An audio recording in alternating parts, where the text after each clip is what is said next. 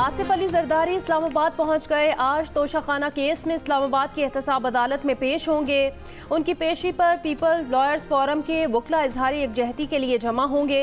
Peoples party के अरकान parliament senior रहनुमा भी इस्लामाबाद की एहतसाब अदालत पहुंचेंगे।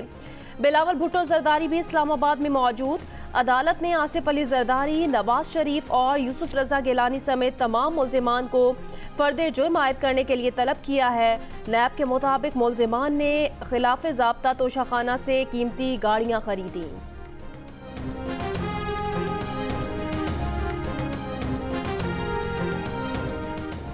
मियां नवाज शरीफ ने तोशाखाना रेफरेंस में एहतसाब अदालत के वारंट गिरफ्तारी और इश्तिहारी करार देने की कार्रवाई को चैलेंज कर दिया। समाअत आज इस्लामाबाद हाई कोर्ट में होगी।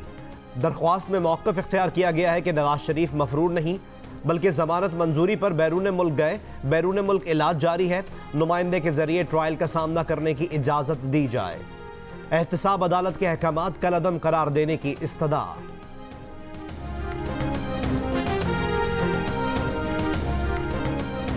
कराची के इलाके कोरंगी में प्लास्टिक और गत्ते के गोदाम में लगी आग बुझा दी गई। आग गोदाम की पहली मंजिल पर लगी थी। फायर ब्रिगेड की 3 गाड़ियों ने काबू पाया।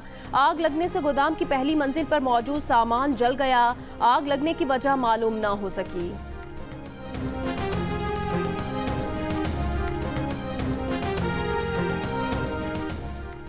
लाहौर पुलिस की पतंगबाजों और वन व्हीलिंग पर दिलपिशोरी करने वालों के खिलाफ कार्रवाई।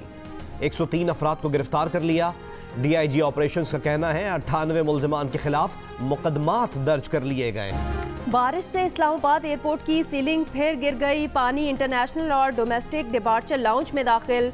सीलिंग गिरने का वाकया हालिया बारिशों के दौरान पेश आया। इससे पहले भी कई बार बारिशों का पानी न्यू इस्लामाबाद एयरपोर्ट में दाखिल होता रहा है। DG सिविल एविएशन ने इंतजामी अफसरान से वाक़े की जामे रिपोर्ट तलब कर ली। वफाकी वजीर गुलाम सरवर खान और एविएशन डिवीजन के आला अफसरान आज इस्लामाबाद एयरपोर्ट का दौरा करेंगे।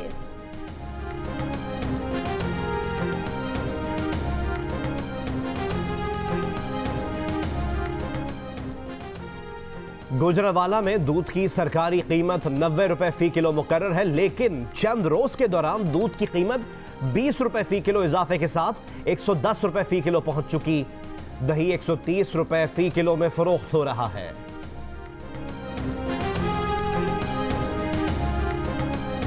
मुल्तान में दफा 144 के तहत सरकारी इमारतों पर तशहीरी बैनर्स, पोस्टर्स और वॉल चॉकिंग पर पाबंदी के बावजूद दीवारें कारोबारी और सियासी तशहीरी मुहिम का हिस्सा बनी हुई हैं।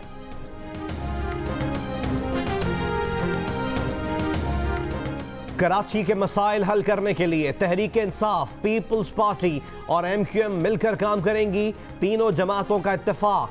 गवर्नर हाउस में हुई बैठक में chairman NDMA lieutenant general Mohammad Afzal भी शरीक। कराची में इंफ्रास्ट्रक्चर की बेहतरी और तामीर और तरक्की में NDMA के किरदार पर बातचीत। मुशावरती कमेटी बना दी गई।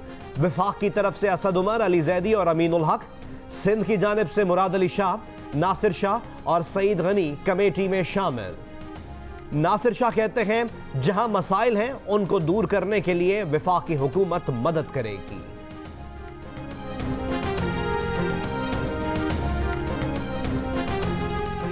सरबराह MQM पाकिस्तान खालिद मकबूल सिद्दीकी ने कहा, स्टेक होल्डर्स पर मुश्तमिल वर्किंग कमेटी बनाई गई।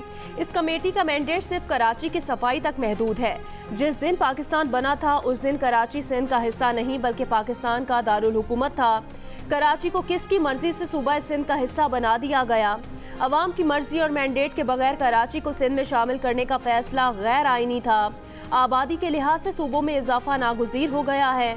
कराची के मेयर वसीम अख्तर का कहना है 3 जमाती इत्तफाक राय के बाद कराची में NDMA अपने काम के लिए FWO से मदद हासिल करेगी।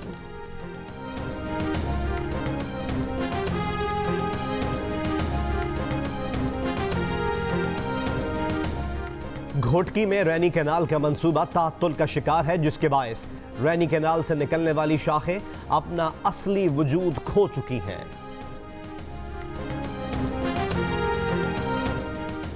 नौशहरा में 5 साल की बच्ची को ज्यादती के बाद कत्ल कर दिया गया। बच्ची की बोरी बंद लाश मुर्गियों के वेरान फार्म से बरामद कर ली गई। DPO का कहना है वाक़े की तफ्तीश के लिए JIT तश्कील दे दी गई है।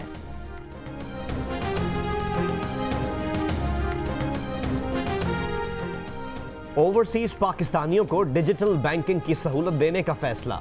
ओवरसीज पाकिस्तानीज मुल्क में बराह रास्त बैंकिंग, अदायगियां और सरमायाकारी कर सकेंगे। वजीर आजम के मुआविन खुसूसी जुल्फी बुखारी के मुताबिक पाकिस्तानी कम्युनिटी को सरमायाकारी का शानदार मौका फराहम कर रहे हैं। एडिटर इन चीफ जंग और जियो ग्रुप मीर शकीलुर रहमान 157 रोज से कैद में।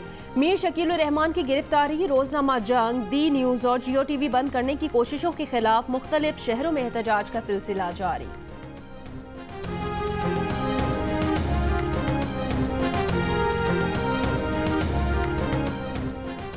मुत्तहिदा अरब अमारात और इसराइल के दरमियान ताल्लुकात कायम होने के बाद डायरेक्ट टेलीफोन सर्विस का भी इफ्तिताह हो गया।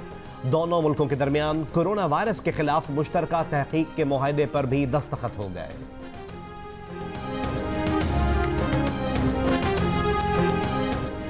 मुत्तहिदा अरब अमारात ने ईरानी नाज़िमुल उमूर को दफ्तर खारजा तलब कर लिया। अमाराती हुकाम ने ईरानी नाज़िमुल उमूर को सदर हसन रूहानी के बयान पर एहतजाज रिकॉर्ड कराया, एहतजाजी मुरासला दिया। ईरानी सदर हसन रूहानी ने कहा था, मुत्तहिदा अरब अमारात का इसराइल से मुआहिदा फ़लस्तीनी कौस से गद्दारी और बहुत बड़ी गलती है।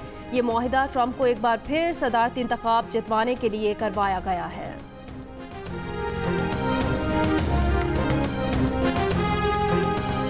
अमेरिका का डेमोक्रेटिक नेशनल कन्वेंशन कल से रियासत विस्कॉन्सिन में शुरू होगा। जो बाइडन को सदारत और कामेला हैरिस को नायब सदारत का उम्मीदवार बनाने की तौसीक की जाएगी। 3 रोज़ा कन्वेंशन के आखिरी रोज जो बाइडन और कामेला हैरिस खिताब करेंगे।